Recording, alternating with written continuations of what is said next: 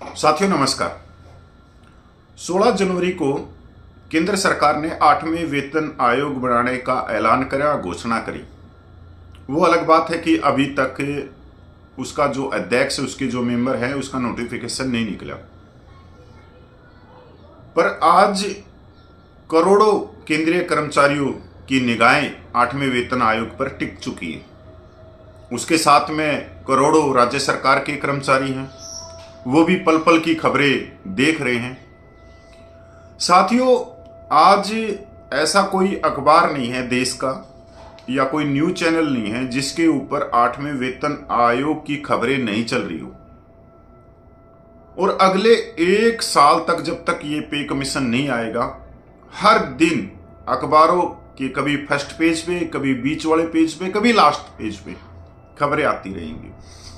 आज एक नेशनल अखबार में खबर छापी है कि जो न्यूनतम पेंशन है, जो 9,000 रुपये है, वो बढ़कर हो जाएगी 25,740 रुपये।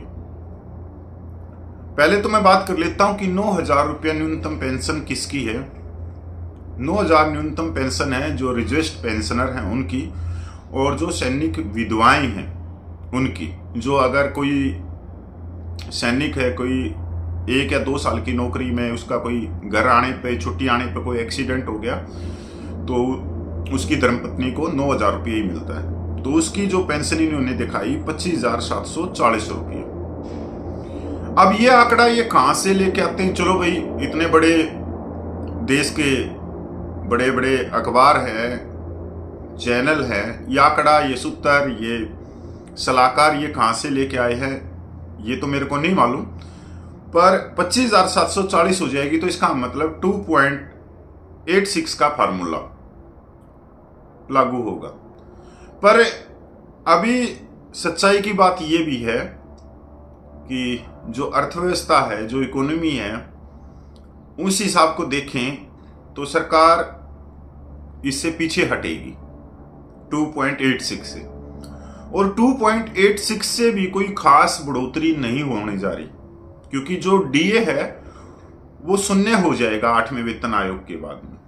जो डीए है वो मर्जी हो जाएगा एक तरह से वेतन आयोग में।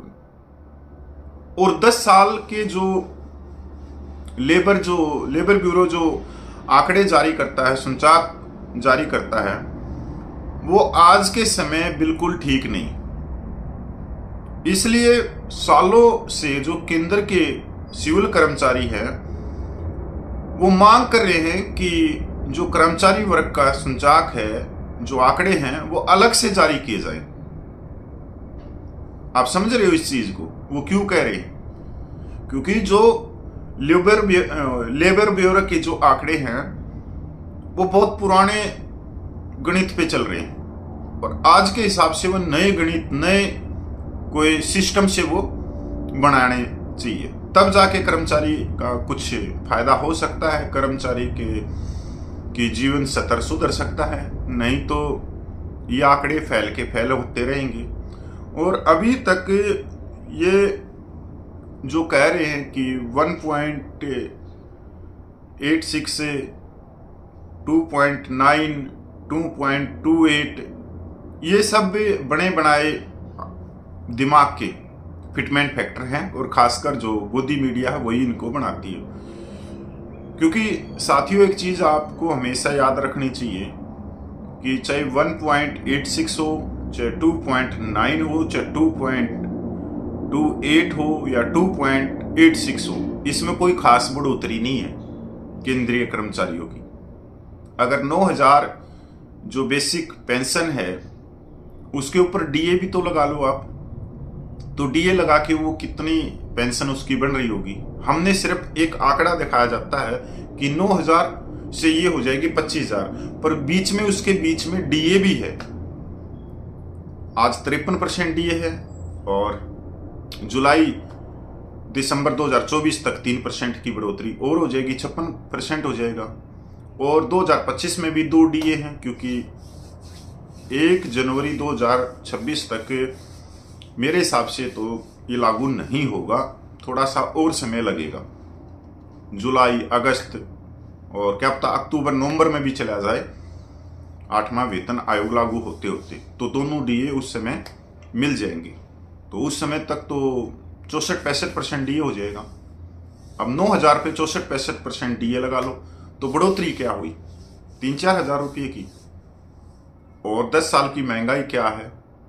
10 साल पहले तेल, पेट्रोल, डीजल क्या था, दूध का भाव क्या था, सीमेंट के कट्टों का भाव क्या था, ईंट का क्या भाव था, खाद्य पदार्थों का क्या भाव था।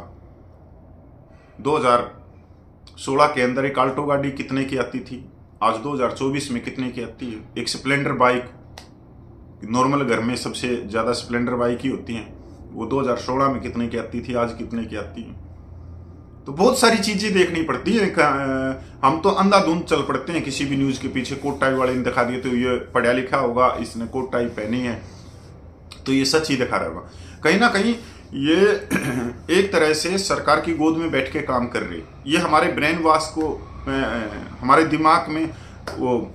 दिमाग को ब्रेन वॉश कर रही कि पहले से ही आंकड़े बिठा दो, फिटमेंट फैक्टर बिठा दो इनके दिमाग में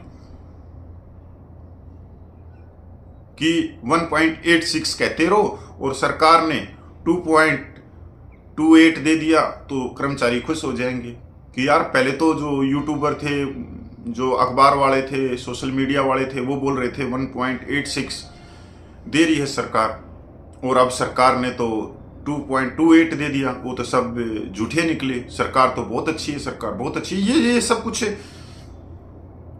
प्लानिंग होती है, अगर जितना मैं समझ पा रहा हूं, क्योंकि आज सिविल के अंदर मेरे को 12-13 साल हो गए, तो अंदर का ज्ञान तो है ही है, बाहर का भी ज्ञान हो गया 12-13 सालों से। तो राजनीति का भी थोड़ा सा है कि भाई किस तरह से राजनीति चलती है देश की, किस तरह से उनके अंदर गोदी मीडिया के द्वारा उनके दिमाग को हाईजैक किया जाता है। ये एक सिर्फ हाईजैक का मामला है।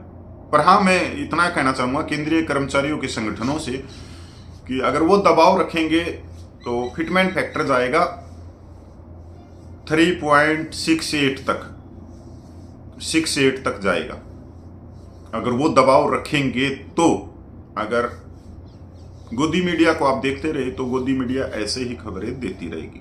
3.68 से थोड़ा बहुत मिल रहा है, थोड़ा बहुत का मतलब 10-14 हज़ार रुपये की बढ़ोतरी हो रही है, तो ठीक है। जय हिंद, वंदे मातरम भाई।